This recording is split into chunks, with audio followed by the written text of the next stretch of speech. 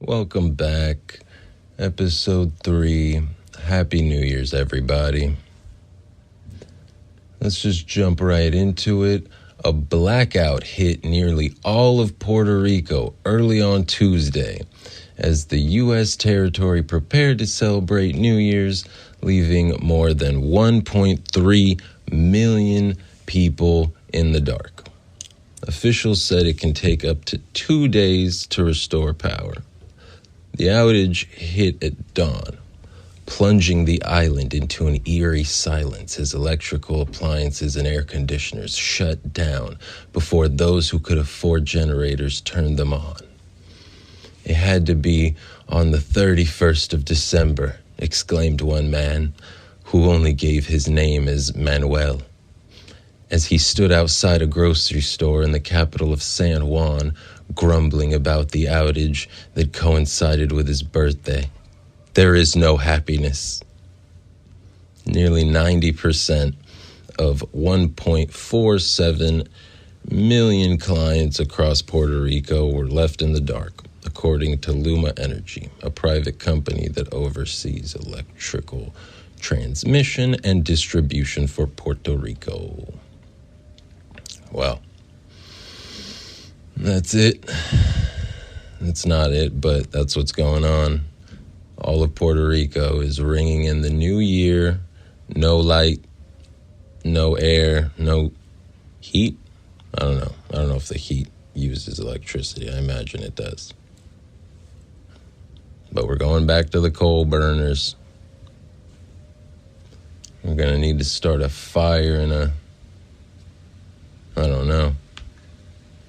By Tuesday night, more than 336,000 clients, including 16 hospitals, the water and sewer company had power back.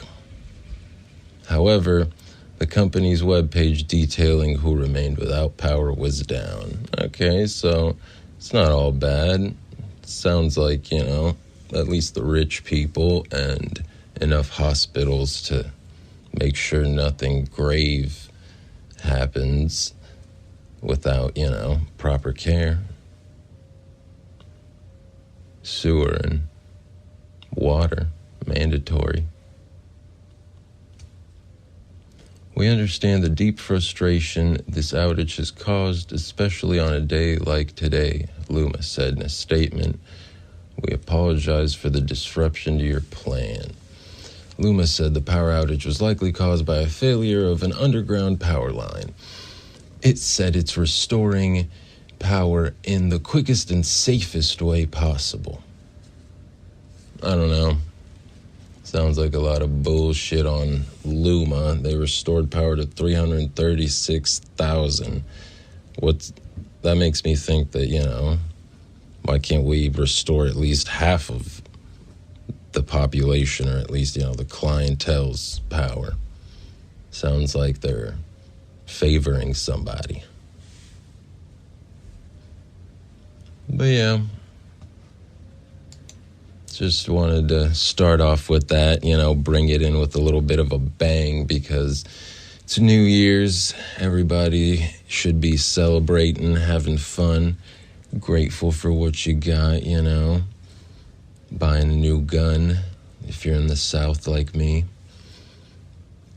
And I think it was last week, Jimmy Carter, the South's beloved Jimmy Carter,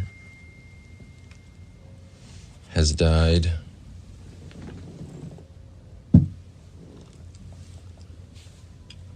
Jimmy Carter was 100 years old when he died. Jimmy Carter was a savage of a president. I think it was something like he was building houses before he became president, and he kept building houses and he was just like a general handy guy. He would help all the neighbors and build stuff for the neighbors whenever they needed fences or something done. I got a good story pulled up. It says at age 95, Jimmy Carter fell at home, requiring 14 stitches.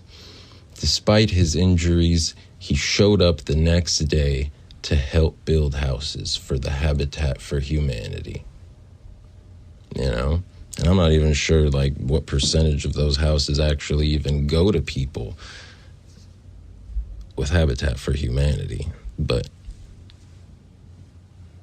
onward. More Georgia news. Georgia judge found dead in courtroom on his final day on the bench. A judge was found dead in a Georgia courtroom on what was to have been his last day on the job.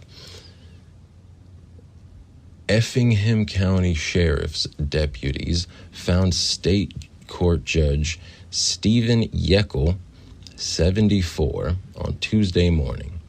He appears to have died by suicide, the sheriff's office said. Yeckel, who was appointed to the bench 2 years ago by Georgia Governor Brian Kemp, lost his election bid earlier this year. Oh, here it comes. His term was scheduled to end December 31st, 2024. Wow. The family is distraught. County Sheriff Jimmy McDuffie told reporters, "It's supposed to be a happy time this time of year, and now they've got this." McDuffie said one of his deputies discovered Yeckel's body after authorities were dispatched to the courthouse on a report of a possible suicide. Okay, how? I think court was not in session Tuesday, the sheriff said, adding that Yeckel's autopsy will be conducted by the Georgia Bureau of Investigation. Crazy. Well, obviously, he didn't want his term to end, and he was not happy with the results of the election. Tell me about it. It's a year of that. But, I feel like it says he was admitted to the state bar on June 14th, 1976. So even if he was very upset over the election, he can quit. I feel like he makes enough money to, even if he's mad about that, he can at least go do some law shit on the side, I don't know. Sorry, folks, you might hear some fireworks in the background. We'll try to get that out in post. The world population increased by more than 71 million people in 2024 and will be 8.09 billion people on New Year's Day, according to the Census Bureau. We made it. 8.09. I'm honestly always unsure of the actual number till I see something like this where I'm like, okay, well, clearly they've done some rough rounding. But I guess 8.09 billion. We're rounding the curve on 10 billion. What will we all do? Why do we keep all getting shoved into cities and condensed areas when there's probably enough space to space stuff out a little bit more? I don't know, maybe people like cuddling.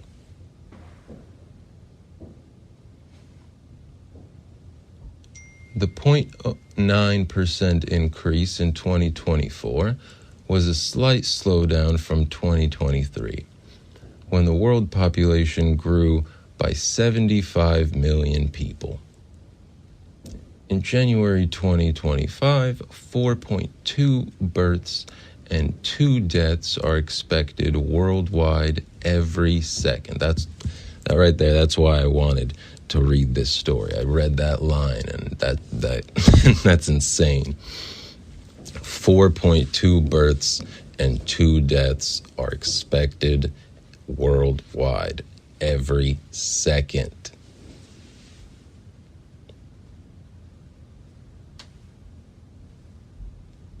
So, I don't know. I'm not sure if that's honestly, good or bad, but it sounds like we aren't depopulating, worldwide at least.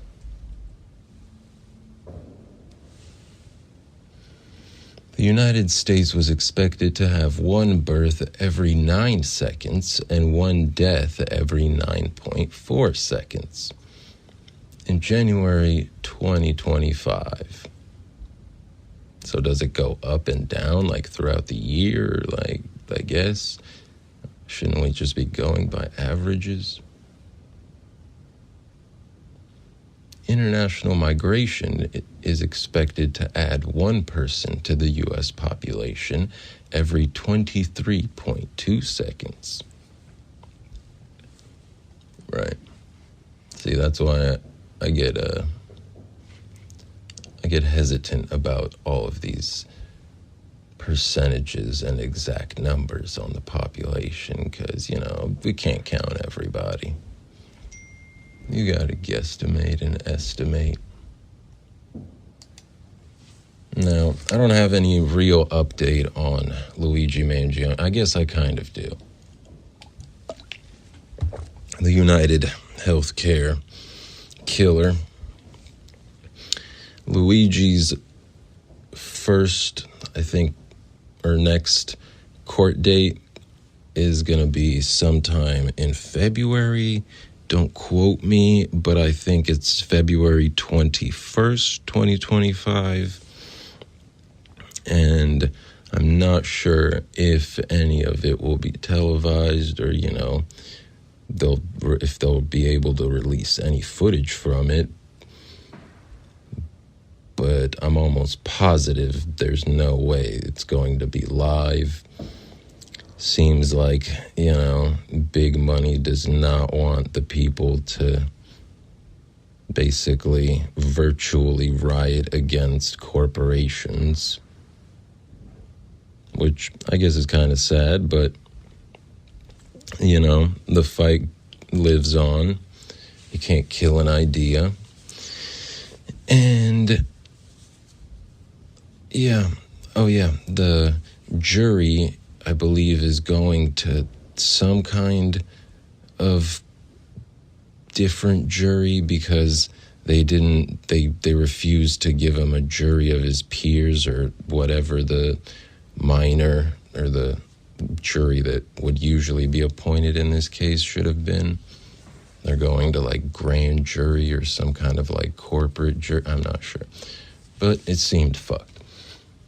Zach Levy, MD, tweeted, United Healthcare just denied a claim on one of my patients in the ICU with a brain hemorrhage, in a coma, on a ventilator, in heart failure.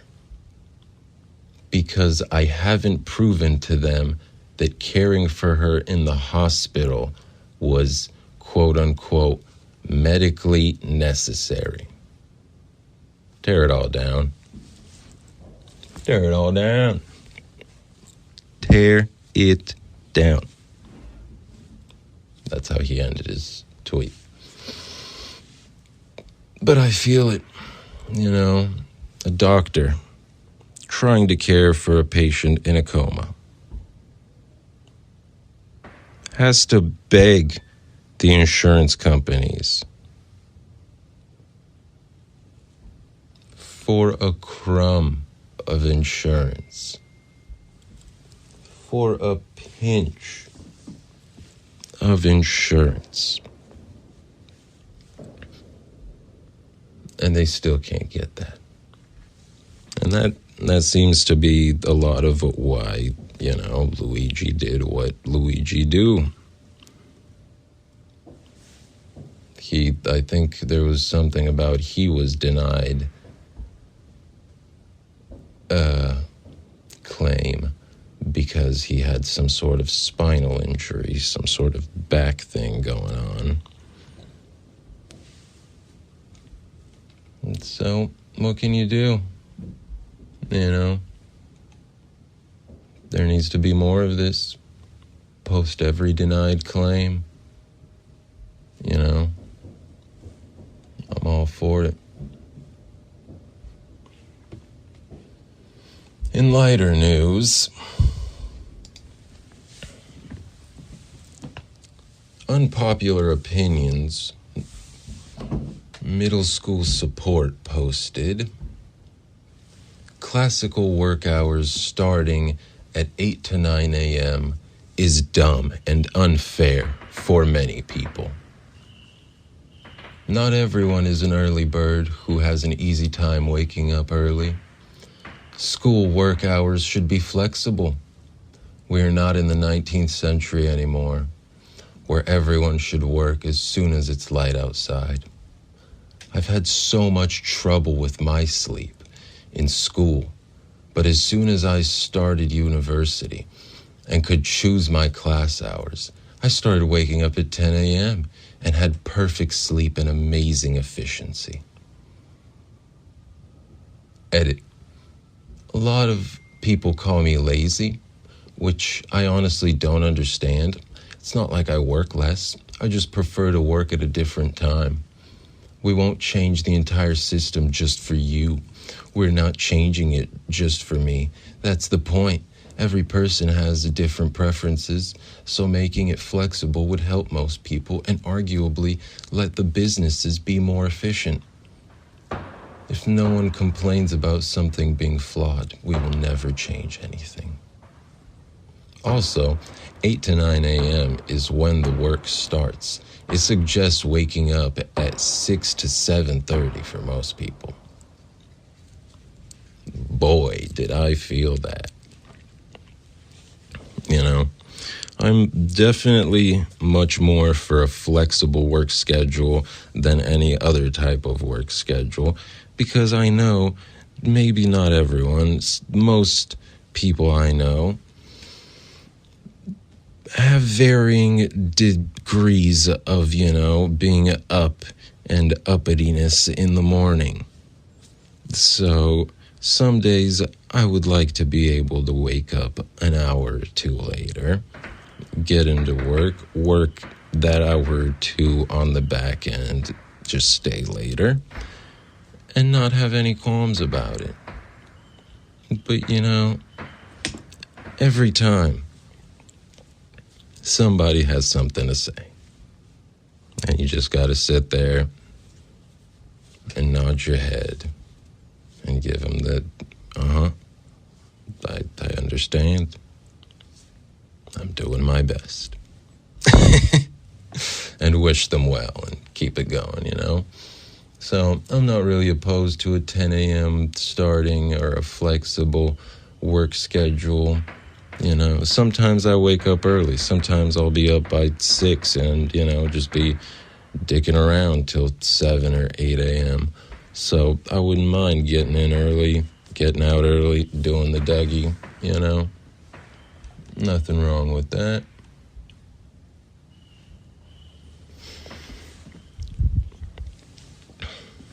So, on this new year, I did a lot. I'm not one to brag. I dropped a song a week for a year that ended in September of this year.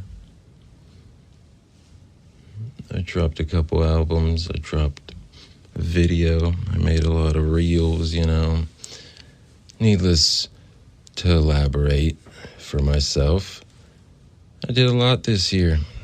I hope you did too. Not just for you, but, for everybody. At least the people that you care about. If you didn't, it's all right. It's always time to get it together. We've always got, pull out a journal, get a piece of paper, start making a plan. If you don't want to make a plan, get your goals in line. Get all your shit figured out, sorted out. Keep drilling it into your head. What am I trying to do? Start with the basics. Goal. What do I want? Where would I not want to kill myself if I was in 10 years, Whatever works. needless to say, I hope each and every one of you fulfills all of your New Year's resolutions. I hope you have a good year. I hope it is a good year for everybody. You know, I got a lot going on. We got a lot of great stuff coming up here. I've got an album coming out in the next week, too. Stay tuned for that. I'll be posting links in the description once it comes out. My Instagram is BajaBo. You can find me on Twitter at BajaBo also. It should be the only BajaBo at the only BajaBo. Thank you so much. Happy New Year. And we'll see you next week.